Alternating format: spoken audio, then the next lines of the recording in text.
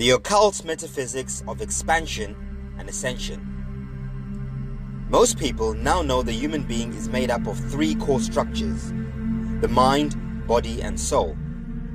The mind and body seem to now be reasonably well understood, but the soul structure still appears to be somewhat an enigma.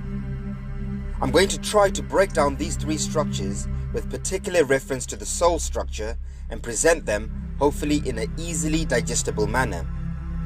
Let's start with the mind. Firstly, all is mind. The mind is the eternal element of our being. This is what is commonly known as consciousness in living beings. Consciousness is a self-aware energy that operates on a universal sine wave amplitude in something called the ether field.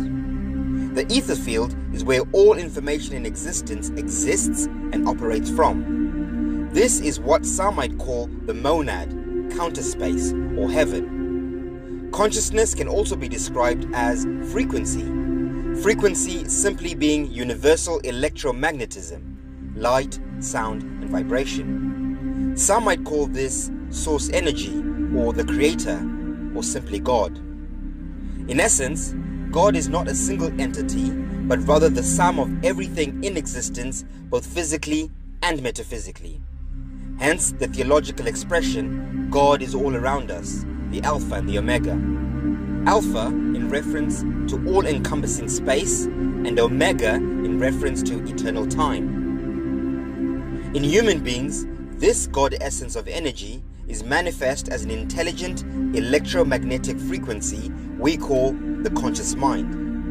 And of course, the individual conscious mind has a direct link to the universal source ether field via the electromagnetic sine wave spectrum all around us. The process of thinking is simply one's conscious mind tuning or dialing into certain frequencies for information from the universal ether field. However, despite popular assumption, the process of thinking does not begin in our brains, but actually in our hearts through our intent. Intent is the original search engine of a living being.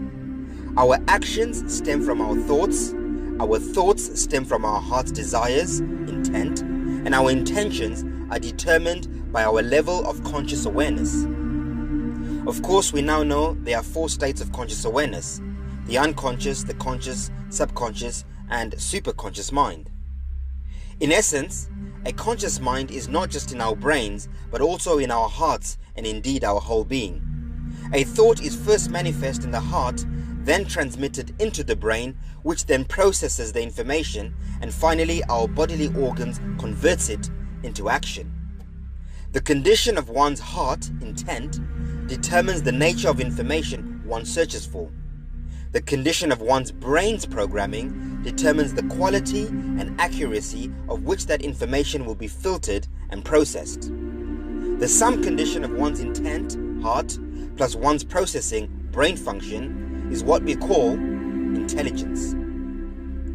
And of course, the condition of one's bodily organs obviously determines the final outcome of actioning one's intellectual interpretation. We've all heard the saying, I am because I think because I am. The best comparative example of what I've just explained is the internet and computers. In fact, computers and the internet are a physical manifestation of the metaphysical reality I've just described. We all know the internet does not have a rigid space, time, or shape. It is omnipresent, meaning it exists everywhere, all the time, easily accessible if one has the right tools. The internet is comparatively a physical manifestation of eternal source energy. Of course, we all know computers need signals and transmitters to access the internet, just like humans need intentions and thoughts to access the ether field. And just like in humans, satellite signal antennas are the heart of the internet, where it all begins. The job of the satellite signal antenna is to make connection with the computer. At this point, information is then transmitted, usually via Ethernet cables, into a programmed computer microchip for processing. This is the same exact process that occurs within the human mind frame. In humans, our intent is like satellite signal, Our thoughts are like the Ethernet cable, and our brains are like the computer microchip that processes the transmitted information. Satellite signal towers, antennas, and microchips are what we might call a computer's software. And likewise, in humans, our hearts, brains, and cells are our human software. Comparatively, a computer's mainframe is similar to that of a human body. A computer screen is comparatively similar to the face of a human. The cameras are like eyes, speakers like ears, and the keypads like fingers. All of the above are what we might call hardware in computers and bodily organs in humans. Both computer and human hardware and software rely on intelligent conscious energy to initiate and activate action for a virtual reality of experience to happen. To summarize my analogy, the function of a computer is dependent first on the strength of signal, heart, then the quality of transmission, thoughts, then the processing capacity, brain, and then the quality of hardware, body.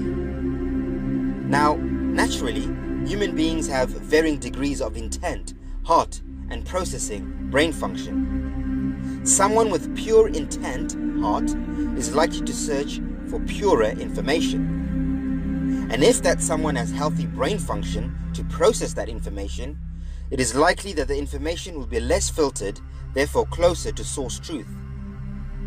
This source truth is what we might call knowledge. And as we all know, knowledge is power. Knowledge empowers us by expanding our conscious awareness. Knowledge is the currency that fuels our conscious awareness, which in turn heightens our perspective of life experience. The purer our intentions are, the purer our thoughts will be. The purer our thoughts, the purer the knowledge we receive. And of course, the purer the knowledge, the purer our actions should be. The sum total of the above results in one being purely intelligent within their whole being. Pure intelligence fuels more processing power to further access purer and purer information, thus creating a perpetual cycle of conscious expansion and awareness in oneself. The meaning of life is for us to expand our conscious awareness beyond the limits of our current paradigm, thereby allowing us to ascend into a higher paradigm of experience. This is what some might call drawing one's mind closer to God or source energy. The body. The body is the most obvious for, well, obvious reasons. The physical body exists within a state of what we call matter. Unlike the mind, which is a metaphysical aspect of our being consisting of light, sound, and electromagnetic waves, the body is made up of tangible chemical compounds consisting of particles, atoms, and molecules that are physically quantifiable. The mind element of us is eternally consistent regardless of space and time, whereas the physical element of us is impermanent and transient. In other words, our consciousness remains as a frequency regardless of where, when, or what it's in. However, the body energy structure transmutes from one state to another in relation to the space and time it interacts and exists within. Of course, the mind is within a consistent and constant frequential wave of energy, whereas the human physical body has many complex chemical compounds in various forms of structure, like solids, liquids, and gases, for example. The body is physically tangible, outwardly, with our common senses. Therefore, it is easier to study by physical observation and experimentation. Having said that, processing the observations we make through interpretation is where it gets complicated. Because, as I already stated, processing information requires intent, heart, and brain function processing. For instance, in the case of diseases, we are usually easily able to determine the effect of a disease, but not always the cause.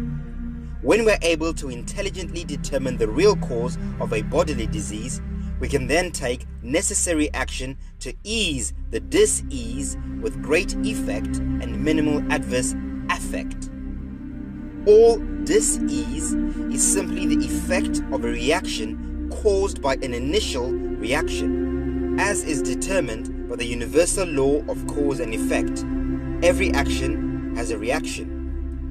We can eliminate every dis-ease in existence by simply knowing the initial action that caused the reaction, then taking action to effect the original defective action. Prevention is not better than the cure. Prevention is the cure. However, this is easier said than done. One cannot prevent something without pre-eventual knowledge of its cause and effect. Once again, knowledge is the key. Knowledge is simply intelligent information. And like I said earlier, intelligence is the sum total of pure intent, heart, plus a healthy mind, brain, plus virtuous action. Naturally, as you can see, the mind and physical body are separate entities that have a symbiotic relationship, even though they are on opposite ends of the spectrum. One being physical and the other metaphysical. Ironically, whilst the physical appears to be real, it is in fact not. It only appears so whilst we are within this physical plane of existence. The physical is a holographic illusion created and only perceived through the mind. Hence my opening statement, all is mind. However, paradoxically, the physical is in fact also real in a different context, because it allows the mind to objectively express and experience itself. A good comparative example once again is with a computer. A hardware computer without software information is useless, and likewise software information without hardware output is pointless. The physical hardware we call our body has a use, which is to give the software, which is our mind, a point. The point of the mind is to use the body, which in turn allows our conscious energy to objectively and subjectively experience itself simultaneously. Why? Well, why not? After all, existence without experience is pointless. Therefore, the point of existence is experience. Experience naturally evokes a process of learning, and learning implies expansion and growth. Growth, of course, is the process of something moving from one point to another, and that is the point. But now we ask the questions. As humans, what are we growing from point A and growing to point B? And how does this process of expansion and growth transpire? Well, the short answer is the soul system. The soul. So, what is the soul system and how does it tie into all of this? Well, the soul is literally right in the middle of it all. Let me explain. Firstly, the word soul is in close relation to the celestial solar system above our heads, as well as the soles of our feet that keep us grounded. It's also interesting that in the English language, when something has served its purpose, it must be sold, a process in which the exchange of currency allows something to move from point A to point B. Bear this in mind as we go along. Now, there is much contention about what a soul actually is. However, most proponents suggest that the soul is basically our consciousness, and I would tend to agree to a degree. Consciousness is not the soul. Consciousness is within the soul. The soul is the bridge that links the metaphysical to the physical, conscious energy to physical matter. Just like how computers have silicon as a conductor to connect software information to the hardware mainframe. Similarly, humans have something we call the soul that connects and bridges the conscious mind to the physical body. The soul is the silicon of a human being. Naturally, because the soul is the bridge between the physical and metaphysical, it must have properties to accommodate both elements. Therefore, a soul by nature must be malleable with physical qualities within a metaphysical state. The only element in the universe with such transitional qualities is plasma. So, before we delve into the soul, we must first understand plasma. It is now well established that plasma is the most abundant substance in the universe. In fact, over 99% of matter in the visible universe is believed to be plasma. Plasma is a form also called a state of matter. The three other common states of matter are solids, liquids, and gases. So plasma is sometimes referred to as the fourth state of matter. Plasma is created by adding energy to a gas, so its atoms and molecules separate into negatively charged electrons and positively charged ions. This process is called ionization. It's also interesting that plasma is said to be a better conductor of electricity than even copper.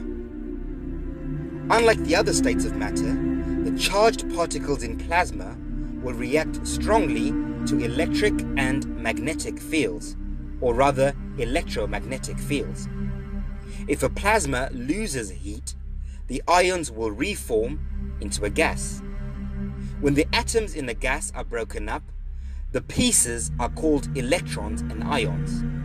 Because these pieces have an electric charge, they are pulled together or pushed apart by electric and magnetic fields.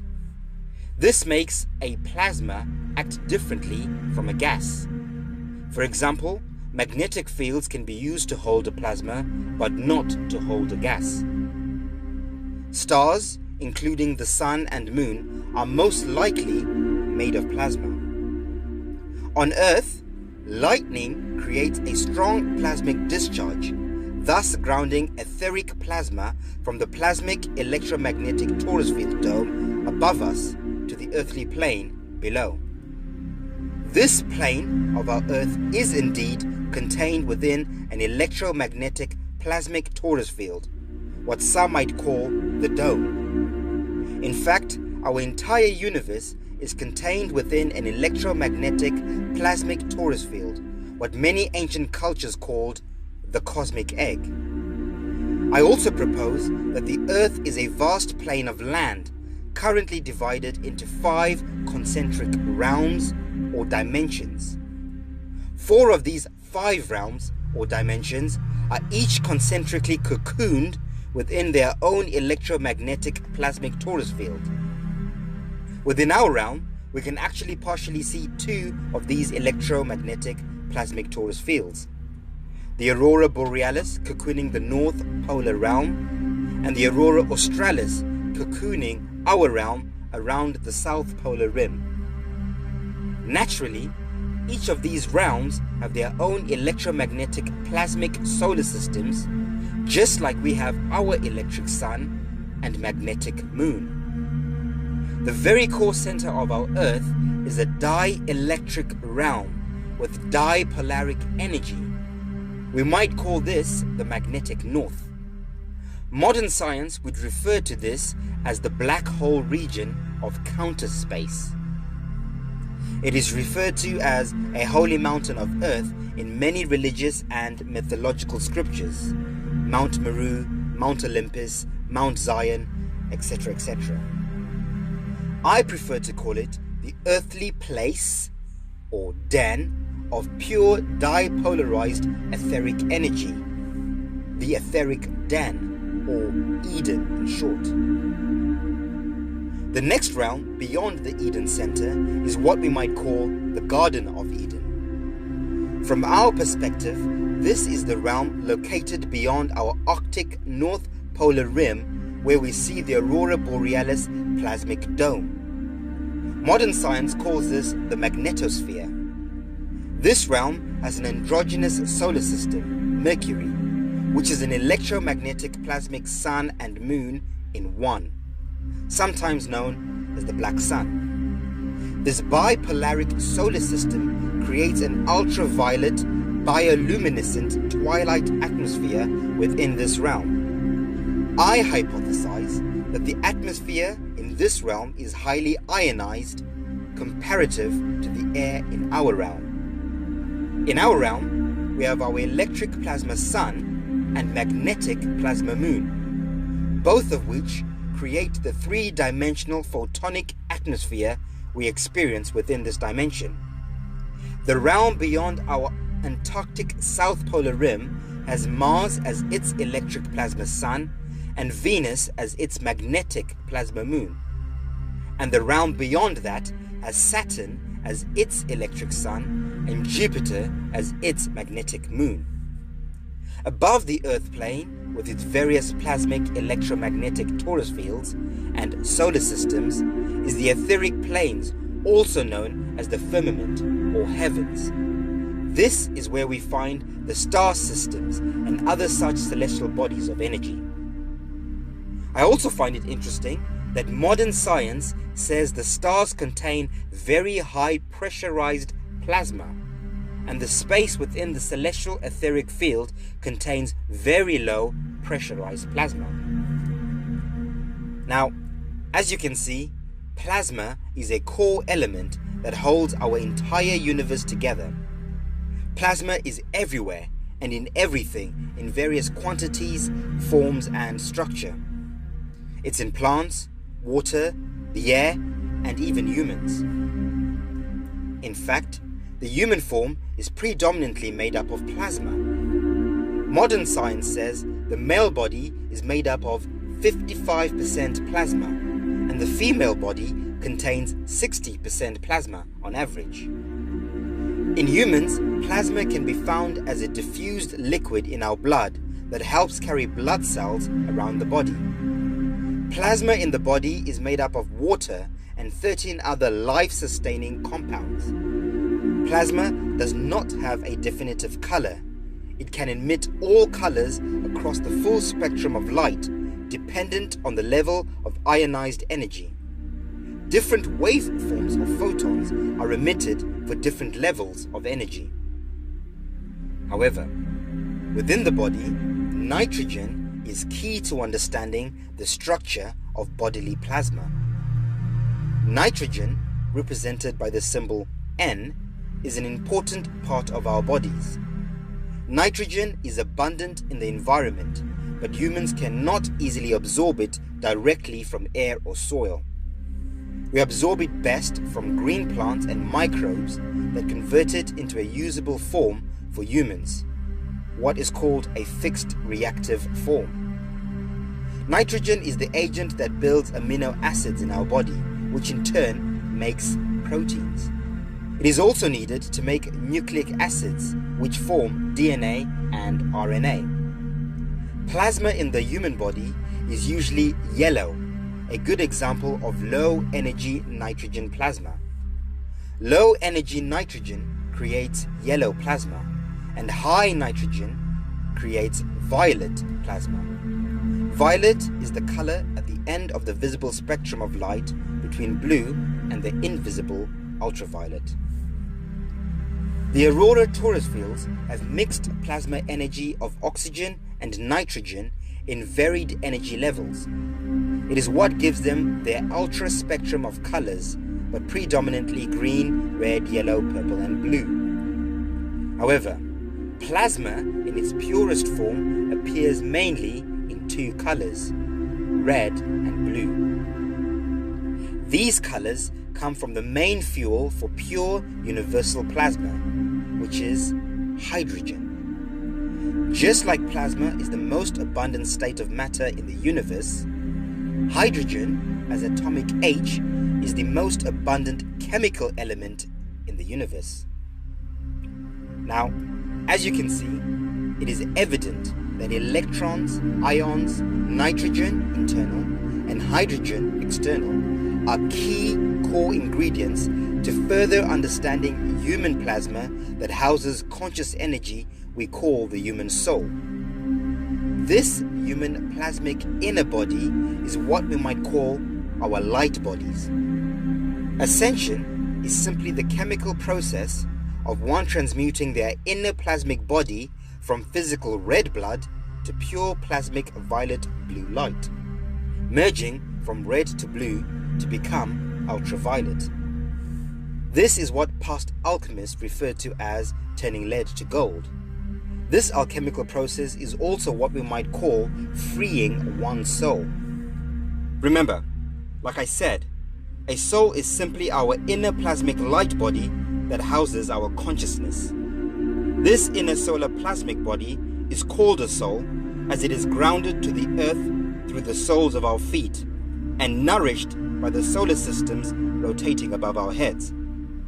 This freeing of one's soul can only be achieved firstly by us understanding what a soul is, its properties and structure, which we now know, of course, is plasma. We must then take virtuous action to purify and expand our solar plasmic light bodies. This virtuous action requires physical protocols from the outside in. Inner freedom begins with outward expression. All the ingredients we need to do this are found around us in nature. Direct sources include the sun. The sun gives us hydrogen electric energy. We can absorb this energy by regularly sun gazing or sunbathing. 2. The moon. The moon gives us magnetic energy in the form of ions. During a full moon, there is an increase in positive ion ratios, which in turn has an effect on human psychological behavior. This is a time where the positive ions in the air outnumber the negative ions by a ratio of over 3 to 1. Moon meditation in moonlight is crucial. 3. Food. Plants, fruits, vegetables and herbs contain electromagnetic photonic light in the form of nitrogen. It is crucial we consume as much of a raw plant-based diet as possible, preferably organic. Of course, it goes without saying, GMO plants have less electromagnetic photonic light than organic plants, and chemical nitrogen is obviously not as effective as natural nitrogen. Water. We must drink as much hydrogenated water as possible. Water is most hydrogenated when it is distilled. Lightning naturally distills water out in nature. Unfortunately, chemtrails and pollutions make water still and not distilled. Water can easily be distilled by using mechanical and/or natural distillers and various distillation processes. Of course, it goes without saying that we should all stay away from unnatural chemicals that might be absorbed into the plasmic bloodstream. Following these simple natural virtuous actions allows our inner plasmic light bodies to begin the dye process. Dye-stilling or distilling our plasmic blood, thereby diffusing or diffusing impurities, which then creates a dielectric difference or difference, merging from red to blue shift. I must stress again that diet is integral to the dye process. These alchemical changes will also begin to rewrite our plasmic genetic DNA code from carnal to spirit, dense to light. The alchemical change is not an instant one right now, although we will begin to see and feel the genetic changes through our outward physical being. For instance, weight loss, ease of dis-ease, and general healthy well-being. The real changes happening within will only manifest outwardly during the coming plasmic event. During the coming event, the ethereal plasmic discharge from the electromagnetic field above us will activate dormant DNA in those who are prepared for this pairing discharge. During the plasmic event, the plasmic discharge will rapture our plasma light bodies from our dense carnal bodies. Our consciousness will no longer be sold to the earth. We will become free souls with pure angles of ultraviolet light, or angels in short. We could also say one becomes a whole spirit, or Holy Spirit, or Holy Ghost if you like. This plasmic state of being will allow us, our consciousness, to freely transverse between the different earthly realms and dimensions. This alchemical process is rare and unique in that it allows one's consciousness to leave the carnal physical body and ascend into a new experience without having to go through the reincarnation amnesia process. We only reincarnate because our mind, consciousness, and soul, plasmic inner body, are so damaged or polarized that they have to go into dipolaric counterspace to be recharged. They are polarized or damaged due to unhealthy karmic action. Karma is our K-arma. K is for knowledge. We must arm ourselves with healthy knowledge to have good karma. Unhealthy or bad karmic transmutation, death, is very traumatic for the conscious mind, which is the root cause of reincarnation amnesia. The natural way to transmute is meant to happen in stages. First, the conscious mind and plasma light body must detach from the physical body. Then, next, the conscious mind can then detach from the plasma light body if so required. By us depolarizing ourselves here on earth, we are in fact beating death, and thereby taking control of our own conscious destiny and our soul's destination. This is what is meant by sayings like one having their own sphere of destiny, or the truth, intelligent knowledge shall set us free.